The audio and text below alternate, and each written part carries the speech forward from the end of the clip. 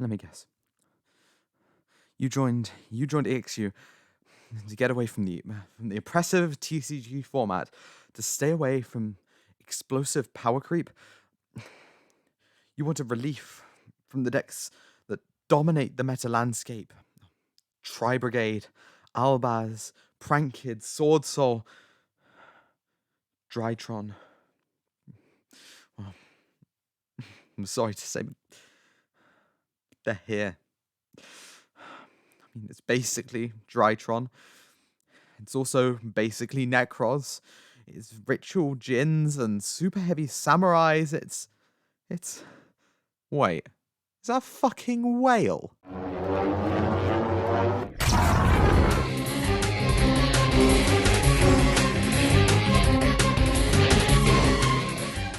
Welcome, Custom Card fans. My name is Aurora, and I'm here to present Archetype Spotlight. This ongoing series will see a spotlight shined on some of the hundreds of custom strategies, archetypes, and support that you can find on the server. We'll explore the beloved and the forgotten, the barely viable and the meta-defining, the decks that make EXU, well, EXU.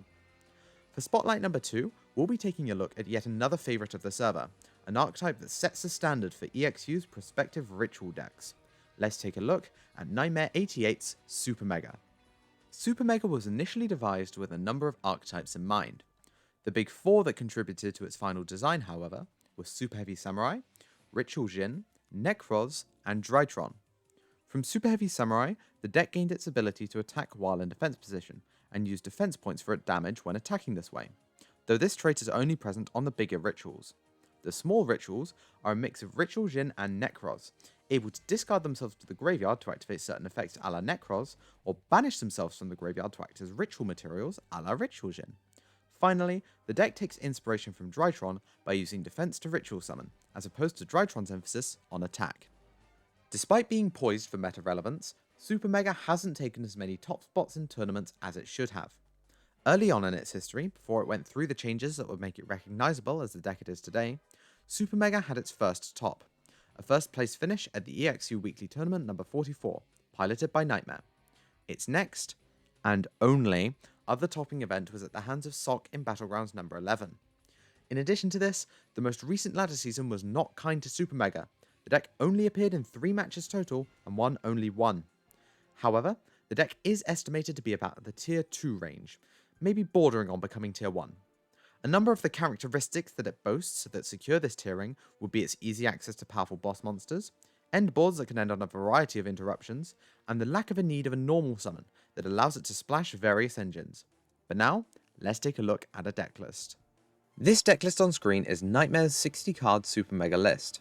There's quite a lot to unpack here, so we'll start off with the Super Mega cards and then work our way into the different engines they're playing to supplement their ritual core.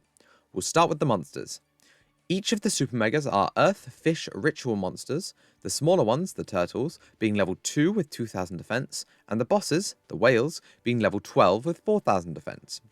Each of the Turtles shares the ability to banish itself from the graveyard as a ritual material, and can also activate an effect from the hand by discarding itself. Elp's Castle adds a banished Super Mega to the hand, Lanai adds a Super Mega spell from the deck to the hand, Wasset Thebes adds a level 5 or higher Super Mega monster from the deck to the hand, and Starbuster excavates the top 2 cards of the deck and can either add to the hand or send to the graveyard any excavated Super Megas. However, if you excavate 2 Super Megas with this effect, you have to shuffle a card from your hand into your deck. After this are the Whales, who can both attack while in defense position using their defense points, and each have a quick effect. Novasium negates a card or effect and destroys it, whereas Krakatoa targets and pops. The aim of the Super Mega portion of this deck is to turbo into one of these big cards, and use it as your primary piece of interruption. You can summon these using one of the ritual spells, the Prisons, which each summon a Super Mega by tributing monsters whose defense equal the defense of the monster you're summoning. Alcatraz summons from the graveyard, whereas Devil's Island summons from the hand. Each of them can add themselves back from the graveyard to the hand as well, Alcatraz by shuffling a banished Super Mega into the deck, and Devil's Island by discarding a card. The last of the Super Megas are the Sharks.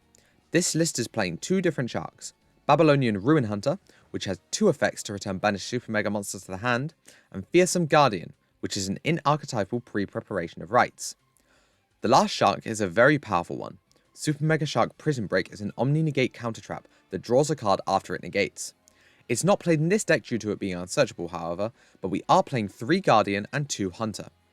We play 4 ritual spells total, 2 of each, as opening even 1 is usually considered subpar.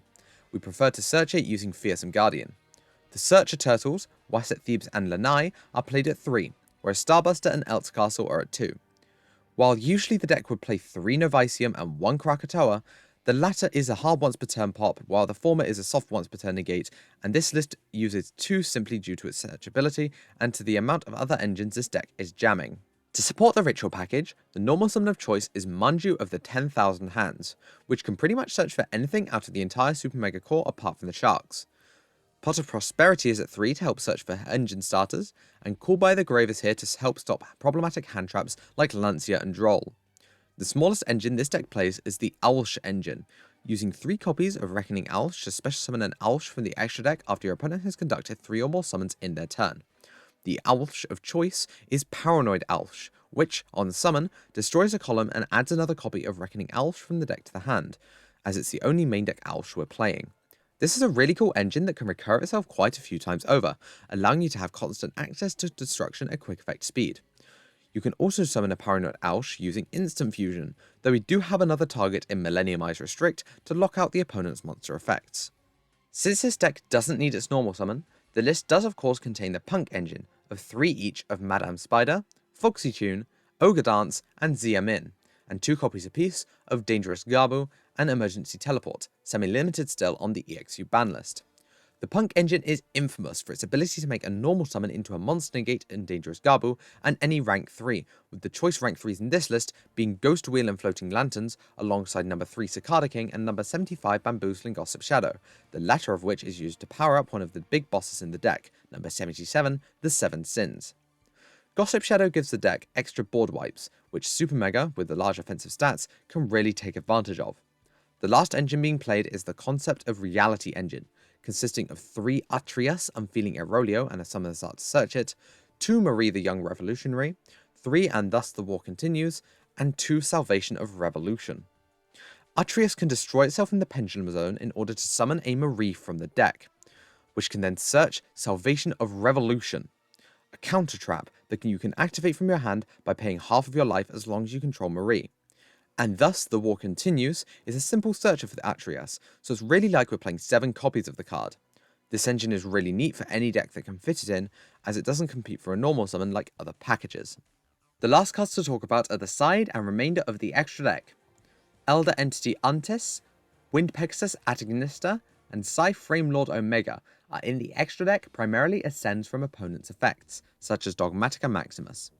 While the chances of running into Dogmatica are relatively low, they're never 0, and these sends are just too good to pass up. One might question why 3 each of Pegasus and Untis are being played, as the only way to otherwise use Untis would be to hard summon her, whilst the Wind Pegasus needs a level 4 alongside one of the Punk tuners, though they do make good banishers for Prosperity. In the side deck are cards for specific matchups, being Drodon Lockbird for combo decks and Solemn Strike for monster heavy matchups.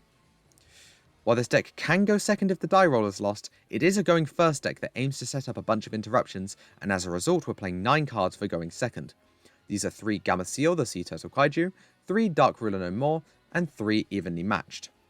Now, we'll take a look at a replay made by Nightmare to show the different engines in action. So this is a replay given to us by Nightmare. As they say, the main combo is a way to get to Fearsome Guardian and a way to get to another Supermega, which we have in Lanai, our way to get to Fearsome Guardian, and Wasset Thebes, our way to get to Novicium. We are also with 2 starters for our other engines, which are And Thus the War Continues for Concept of Reality, and No Punk Ogre Dance for our Punk engine. We're going to be using the Concept of Reality engine first in order to insulate ourselves from our opponent's card effects they might be using to try and negate our Super Mega plays. So we're going to use And Thus the War Continues to play from the deck the Atrius Unfeeling Aerolio into the Pendulum Zone, and then use Atrius' effect in order to special summon from the deck Marie, and then add the Salvation of Revolution to the hand, which can obviously activate itself from the hand while we control Marie by paying half our life points. This will allow us to stop any Ash Blossoms or Drodon Lockbirds that our opponent might be playing. Next, we're going to use the effect of No Punk Ogre Dance, allowing us to send it from the hand or field to the graveyard in order to add a punk from the deck to the hand. And the punk we're going to be adding is Amin. Next up is using the effect of Amin on normal summon, paying 600 life points in order to search for Foxy Tune. And then Foxy Tune will send the last card in hand, which is indicated by this face down Pot of Prosperity over here, in order to special summon the Punk Madame Spider, that's it, Jorori Punk Madame Spider from the deck, and then use Jorori Punk Madame Spider's effect, pay another 6, in order to search for Jorori Punk Dangerous Gabu. Next up, it's going to be making any rank 3, which is going to be overlaying the Amin and the Madame Spider to summon number 3 Cicada King, as it's probably the best negate we can have at this point. Next up is going to be the Supermega cards. We're going to use the effect of Supermega Turtle Wasset Thebes, sending it from the hand to the graveyard in order to search for Supermega Whale Novicium.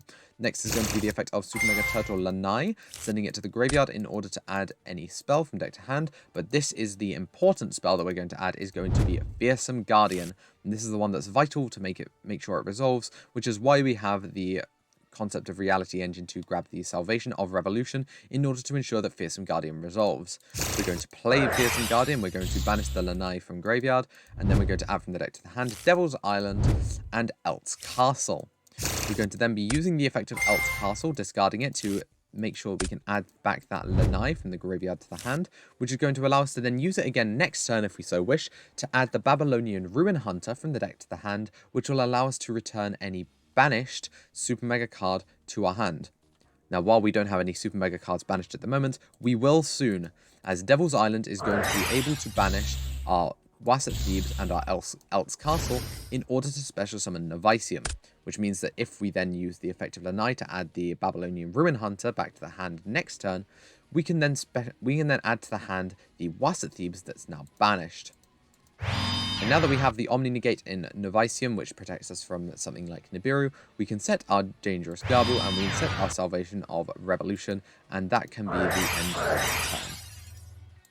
And now we're going to be taking a look at a best of one match against Kraygond, the creator of Dark Water from last week's episode. Kraygond is going to be playing Unchained, whereas we're going to be playing our 60 card Super Mega Pile. And as you can see, we have got some spectators. We have Amaranthin and we have Nightmare88, the creator of the deck, who is very soon going to be very disappointed in what I'm about to do. Kray has opened a relatively good hand with 2 Araha, 1 Escape of the Unchained, an Infinite Impermanence, and an Abomination's Prison, and has won the die roll, so is going to be going first. Our deck does much better going first than it does going second. And our hand it's at least remotely playable. So Kray's going to be starting by setting the Escape of the Unchained and then using the effect of the Araha to pop the Escape of the Unchained and special summon the Araha. Then it's going to be using the effect of the Escape of the Unchained in order to special summon an Unchained Twins Rakea from the deck. Next is going to be using the effect of the Abomination's Prison, using it to add the Unchained Twins Sarama from the deck to the hand. And then Sarama is going to be used in order to, on normal summon, trigger to set the Escape from the Unchained as another piece of disruption, and pop the Rakea. Rakea's effect is going to activate to special summon the Abominable Unchained Soul from the deck, and then we're going to be link summoning using the Abominable Unchained Soul and the Sarama in order to summon the Unchained Soul of Rage. We're going to set the Infinite Impermanence, and then we're going to pass the turn.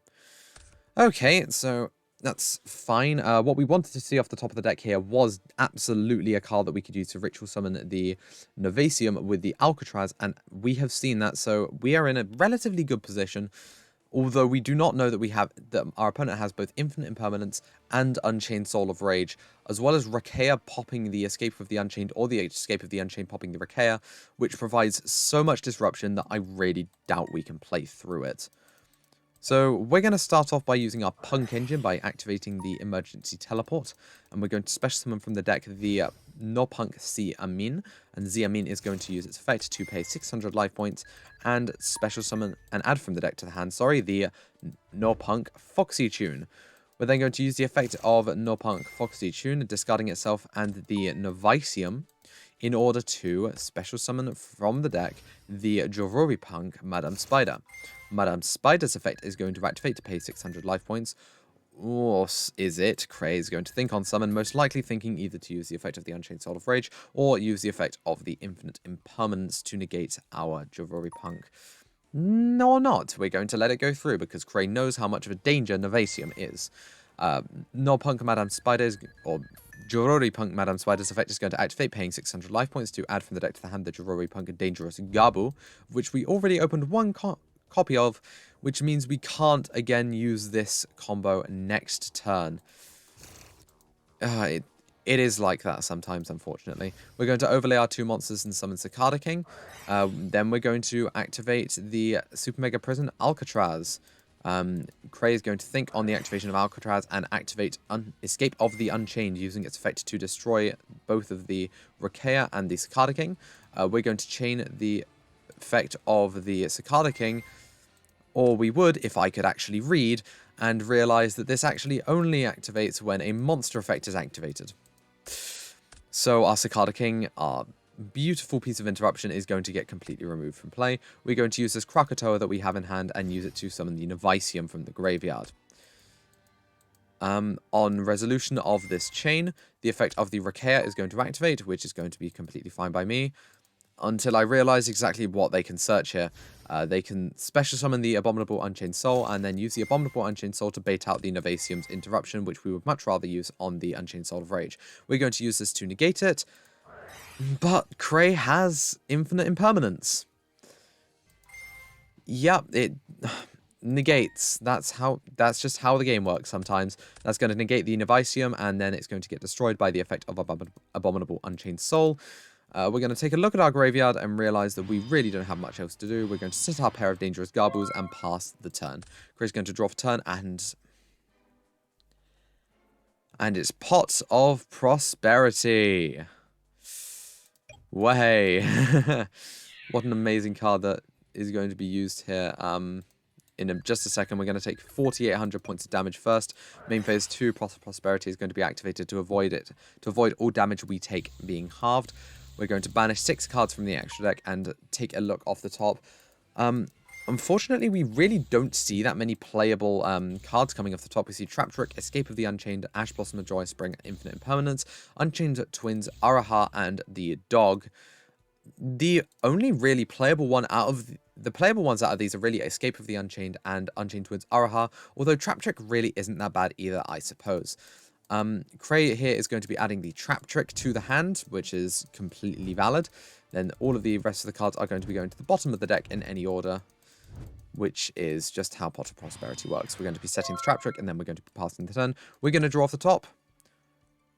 You know, with a bit of luck, maybe it can get us somewhere. We kind of need to get to a Lanai here, because a Lanai will be able to get us to a Fearsome Guardian, which will be able to kickstart us just getting into any of our Super Mega cards. So we're going to declare the effect of Starbuster here in order to discard it, and that is going to be completely fine. Starbuster is going to mill off the top. That's not a hit, and nor is Manju of the 10,000 Hands. Kind of unfortunate. Both of these are going to go back into the deck and get shuffled, although Starbuster is not a once per turn, so with this Fearsome Guardian, which can add from the graveyard to the hand either a banished or a graveyard's Super Mega, we can try again. So we're going to be adding back this Super Mega Turtle Starbuster, and we're going to try again, because I'm just that lucky sometimes. We're going to see off the top another Punk card. It's going to be Madame Spider, and the next card is Wasset Thebes. As lucky as that might seem to be, that doesn't actually do anything, unfortunately. So we are just going to have to scoop up the game after using this Wasset Thebes, Search and Novasium, just living on pure cope, and we're going to pass the turn there. Well, pass the turn as in admit defeat. Overall, I think that the Super Mega cards themselves are actually very playable.